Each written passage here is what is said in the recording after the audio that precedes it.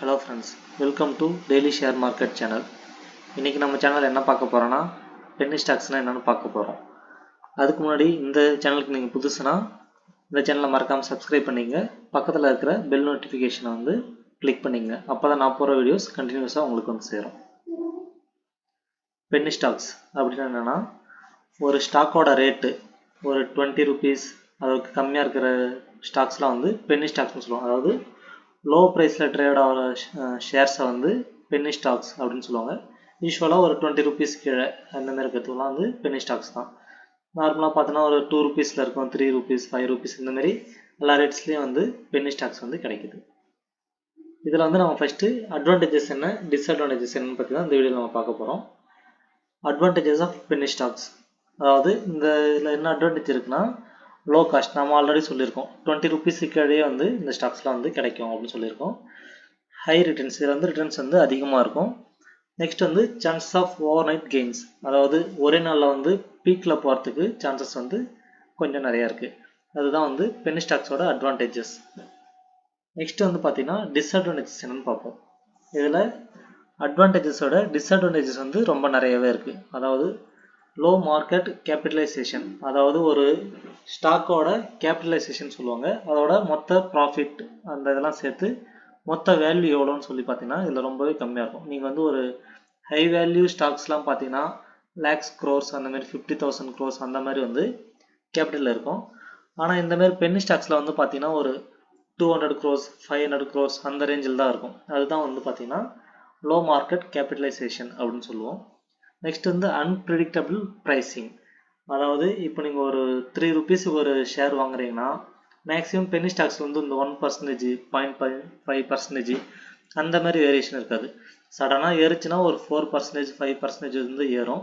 அப்படி ட்ராப் ஆனாலும் 4%, 5% வந்து ட்ராப் ஆகும். ஸோ இதில் வந்து நம்ம கரெக்டாக வந்து நினச்சி வந்து வாங்க முடியாது. இந்த ரேட்டுக்கு தான் போகும், இல்லை கொஞ்சம் ஏறும் கொஞ்சம் இறங்கும் அந்த மாதிரி கிடையாது. பர்சன்டேஜஸ் வந்து டிஃப்ரென்ஸ் வந்து ரொம்பவே இருக்கும். ப்ராஃபிட்டுக்கும் சரி லாஸுக்கும் இருக்கும் சரி. அதனால் வந்து ப்ரைஸை வந்து நம்ம ப்ரெடிக்ட் பண்ண முடியாது.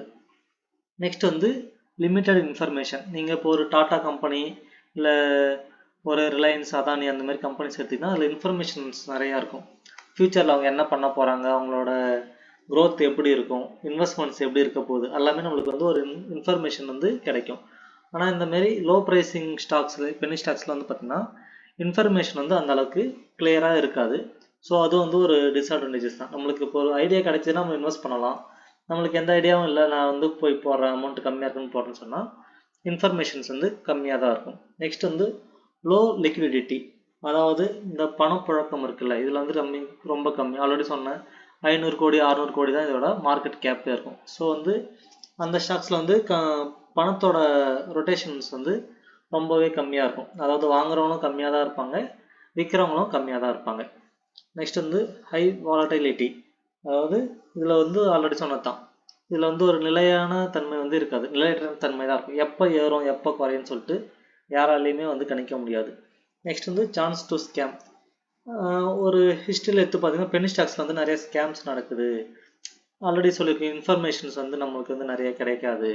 அந்த மாதிரி இருக்கிறதால இதில் ஸ்கேம்ஸ் நடக்க சான்சஸ் இருக்குது. நெக்ஸ்ட் வந்து ஹை ரிஸ்க்கு. இப்போ நீங்கள் வந்து ஒரு பென்னி ஸ்டாக்ஸ் வந்து 1 2 அந்த மாதிரி கண்டிப்பாக வாங்க முடியாது. இப்போ ஒரு 3 ரூபா ஸ்டாக்னா நீங்கள் அதை வந்து ஒரு ஸ்டாக்கு 2 ஸ்டாக்ஸ்னு சொல்லி வாங்க முடியாது. வாங்கினீங்கன்னா ஒரு 1000 ஸ்டாக்கு 500 ஸ்டாக்ஸ் அந்த மாதிரி தான் வாங்க முடியும். இப்போ நீங்கள் ஒரு 1000 ஸ்டாக் வாங்கி 3000க்கு வாங்கிட்டு சடனாக அது வந்து ஒரு 5% ட்ராப் ஆச்சுன்னா அமௌண்ட் வந்து ரொம்பவே குறைஞ்சி போயிடும். மறுபடியும் குறைஞ்சதுன்னா மறுபடியும் வந்து உங்கள் லாஸஸ் வந்து அதிகமாகும். இதில் அதிகமாக சடனாக ஏறத்துக்கும் சான்ஸ் இருக்குது, இறங்கிறதுக்கும் சான்ஸ் இருக்குது. ஸோ ரிஸ்க்கு வந்து ஹையாக இருக்கும் இந்த ஸ்டாக்ஸ்லாம். நெக்ஸ்ட் நீட் மோர் மணி. ஏன் அமௌண்ட் அதிகமாக தேவைப்படுதுன்னா, இப்போ நீங்கள் வந்து ஒரு எக்ஸாம்பிளுக்கு 10 ரூபாய்க்கு ஒரு ஸ்டாக் வாங்குறீங்கன்னா சடனாக அதில் வந்து ஒரு 10%, எக்ஸாம்பிளுக்கு சொல்கிறேன், 10% குறைஞ்சதுன்னா 9 rupeesக்கு வந்துடும்.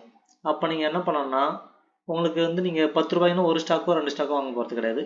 ஒரு 10,000 ஸ்டாக்ஸு இல்லை 1000 ஸ்டாக் வாங்கும்போது அமௌண்ட்டோட அந்த டிஃப்ரென்ஸ் வந்து ரொம்ப அதிகமாகவே இருக்கும். ஸோ நீங்கள் மறுபடியும் ஆவரேஜ் பண்ணுறதுக்கு என்ன பண்ணணும்னா, இப்போ ஃபஸ்ட்டு ஒரு 10,000க்கு வாங்கியிருந்தீங்கன்னா மறுபடியும் ஒரு 10,000 போட்டால் தான் மட்டும்தான் வந்து இப்போ 9க்கு வந்துட்டு சொன்னல, அதோட ஆவரேஜ் எவ்வளோ வரும். ஃபஸ்ட்டு நீங்கள் 10 ரூபாய்க்கு வாங்கியிருப்பீங்க, செகண்ட் 9 ரூபாய்க்கு வாங்கும்போது ஆவரேஜ் வந்து 9.5 வரும்.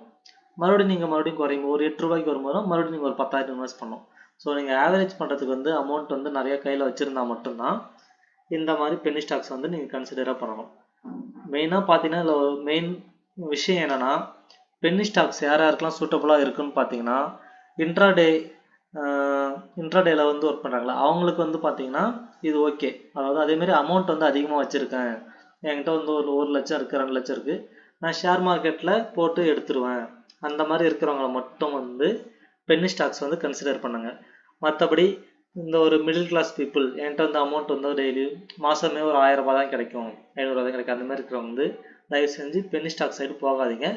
அமௌண்ட் நிறையா வச்சுருக்கவங்க மட்டும், டெய்லி ப்ராஃபிட் லாஸ் பார்க்குறவங்க மட்டும் இந்த மாதிரி பென்னி ஸ்டாக்ஸ் வந்து இன்வெஸ்ட் பண்ணுங்க.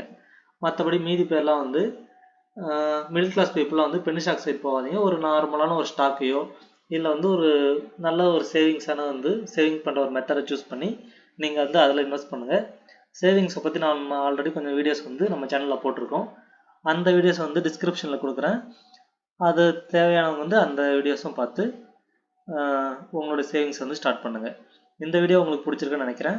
இந்த வீடியோ உங்களுக்கு பிடிச்சிருந்துன்னா லைக்ஸ் பண்ணுங்கள், உங்கள் ஃப்ரெண்ட்ஸுக்கு வந்து ஷேர் பண்ணுங்கள், மறக்காமல் சப்ஸ்கிரைப் பண்ணிவிட்டு நோட்டிஃபிகேஷன் கிளிக் பண்ணி வச்சுக்கோங்க. தேங்க்யூ.